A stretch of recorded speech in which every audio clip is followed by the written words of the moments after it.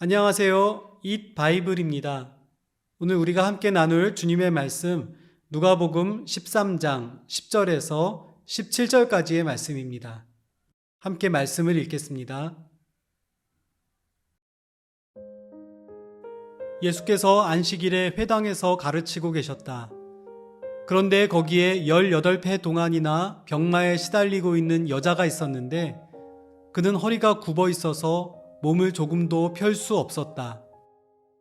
예수께서는 이 여자를 보시고 가까이 불러서 말씀하시기를 여자야 너는 병에서 풀려났다 하시고 그 여자에게 손을 얹으셨다. 그러자 그 여자는 곧 허리를 펴고 하나님께 영광을 돌렸다. 그런데 회당장은 예수께서 안식일에 병을 고치신 것에 분개하여 무리에게 말하였다. 일을 해야 할 날이 엿새가 있으니 엿새 가운데서 어느 날에든지 와서 고침을 받으시오. 그러나 안식일에는 그렇게 하지 마시오. 주님께서 그에게 대답하셨다.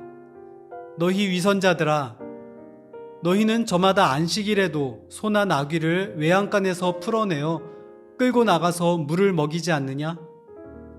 그렇다면 아브라함의 딸인 이 여자가 18배 동안이나 사탄에게 매어 있었으니 안식일에라도 이 매임을 풀어주어야 하지 않겠느냐?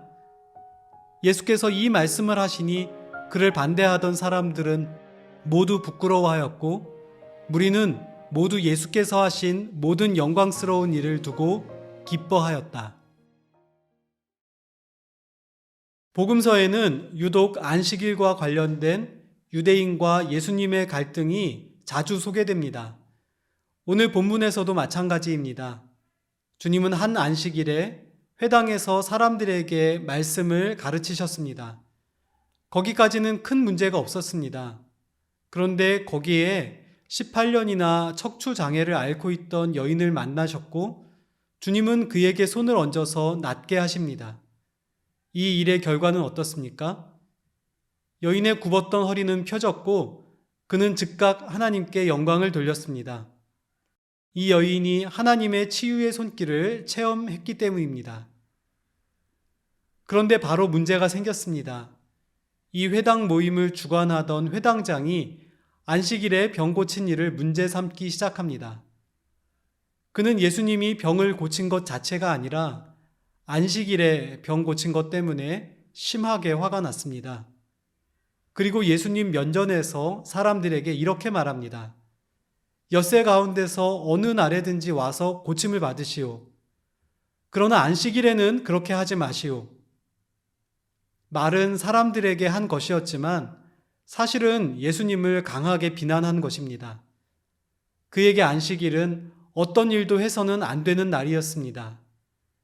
당시 유대인들은 안식일을 거룩히 지키라는 율법의 명령에 따라서 매우 상세한 조항을 만들어 놓고 안식일을 지켰습니다.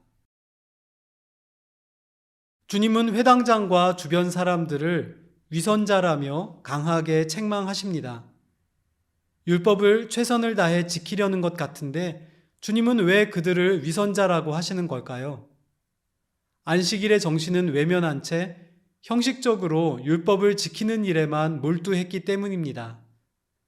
자기 집의 가축을 위해서는 물이나 양식을 주는 노동을 얼마든지 하면서도 오랜 세월 동안 병들고 고통받고 있었던 사람이 치료받고 자유를 얻는 일에 대해서는 아무런 관심도 긍휼한 마음도 갖지 않았던 것을 주님은 알고 계셨던 것입니다. 주님은 이렇게 안식일에 종교 지도자들과 마찰을 일으키면서 안식의 의미를 새롭게 정리해 주십니다. 뿐만 아니라 주님이 오신 것이 우리에게 진정한 안식을 주기 위해서라는 사실을 알려주십니다. 율법주의에 갇혀 살았던 유대인들에게 안식일은 하나님께 죄 짓지 않기 위해 인위적으로 아무 일도 하지 않는 날이었습니다. 그러나 주님이 보시는 안식은 병든 자가 고침을 받고 억압받는 이가 자유를 얻고 굶주렸던 이들이 배부르게 되며 하나님이 주시는 은혜를 마음껏 누리는 삶을 뜻합니다. 주님이 오늘 보여주신 이런 안식의 경험을 통해 여인은 오랫동안 온몸을 짓눌렀던 무거운 짐을 내려놓는 큰 선물을 경험하며 하나님께 영광을 돌리고 있습니다. 또 이 일을 본 사람들도 안식일의 참뜻을 깨달으며 함께 기뻐합니다. 주님은 이처럼 안식을 주기 위해 우리에게 오셨습니다.